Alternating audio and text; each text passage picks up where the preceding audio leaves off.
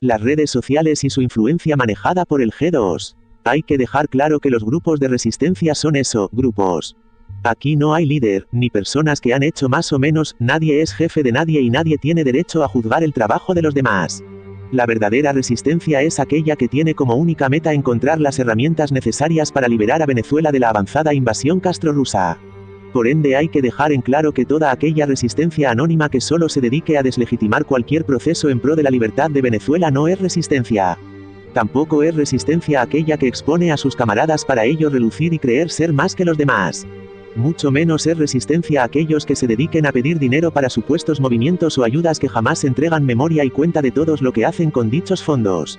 Teniendo esto en cuenta, desde hace tiempo se puede observar cómo personas inescrupulosas y hasta de dudosa procedencia se dediquen a desarticular, dividir y manipular las matrices de opiniones en las redes sociales para su conveniencia. Muchos de ellos incautos se deja manejar con el supuesto propósito de luchar contra el régimen, pero realmente le hacen el camino corto a el mismo G2. Esta red se ha sumergido no solo en la oposición, sino que ahora hacen vida en las redes sociales de parte de la resistencia.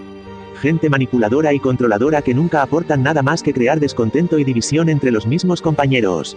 Esto no es espontáneo, recordemos que el G2 cubano tiene sus raíces profundas en la KGB y en la subversión ideológica que es, la deconstrucción y el lavado de cerebro de un pueblo, de modo que ya no pueden llegar a conclusiones sensatas sobre nada.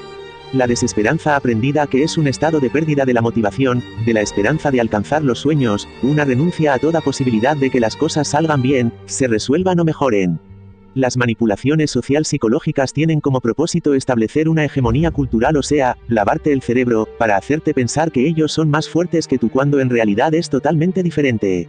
Es el típico caso del elefante encadenado a una pequeña estaca de madera en el piso. Los políticos en tránsito son copartícipe de toda esta malintencionada manipulación, su foco radica en el dinero y siendo Venezuela un país aún tan rico en tantos recursos como lo es el petróleo, el oro y demás recursos, se podría decir que es normal que dichas ambiciones nos hayan tocado ya. La era digital ha permitido el despertar de muchas personas mediante el estudio continuo de los diferentes patrones sociales, culturales y psicológicos que siempre han utilizado para controlarnos. Podríamos decir que nunca hemos sido tan libres como ahora de saber lo que realmente pasa en nuestro entorno y en el mundo. Sin embargo, este estallido digital, de la misma forma como en la que se le puede sacar mucho provecho, también se está utilizando de forma malintencionada. El bullying digital o ciberbullying es el uso de medios de comunicación digital, como la internet, redes sociales y mensajes de celular, para hacer que otra persona se moleste, se sienta triste o tenga miedo, y usualmente, de forma repetida. Para recomendaciones de todos les dejo a su amplio criterio cierta cantidad de características que expondrán definitivamente a estas bestias manipuladoras de las redes. 1. Solo publican información de acontecer diario, por lo general están cargados de mensajes subliminales distorsionados con odio y división. 2. No generan ningún tipo de solución, más si critican todas. 3. Se sienten dueños y señores de las redes sociales. Se ganan tu confianza y luego que te conocen te exponen para seguirse lucrando.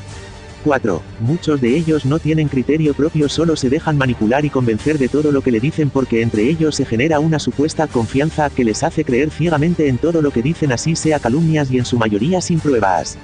5. Muchas de las opiniones son tentáculos manejados por el PSV, Blamudo, los mismos sistemas de contrainteligencia.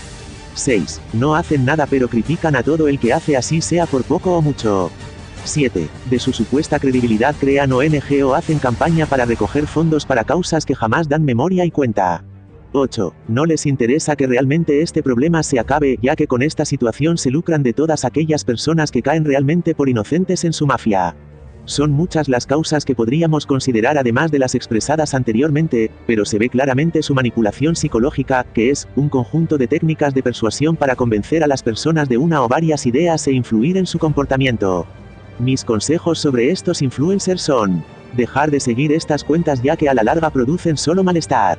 No fiarte de consejos de personas de dudosa reputación o credibilidad. Discernir y tener mucho criterio si de verdad sus aportes son significativos y están orientados en algo. No todo el que dice ser resistencia es verdaderamente resistencia, ya que muchos de ellos solo usan el nombre como plataforma para crear credibilidad y luego lucrarse con ello. Estudiar sus comportamientos es la clave para desenmascararlos. Algunos solo se dedican a criticar y sacarle los trapitos sucios a todo el mundo cuando en realidad tienen rabo de paja.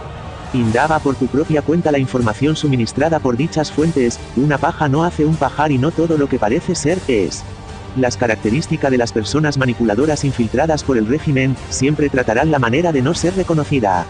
Como tal, uno de los factores que sirve para entender cómo pueden llegar a ser tan desapercibida es que en vez de existir un patrón de comportamiento típico, de dichas manipulaciones, existen diferentes tipos de manipuladores o de estrategias, para dicho fin entre ellos podemos conseguir las falsas víctimas, que se escudan tras una situación desfavorecida, una situación precaria o angustiosa y si es real lo tratan de exagerar.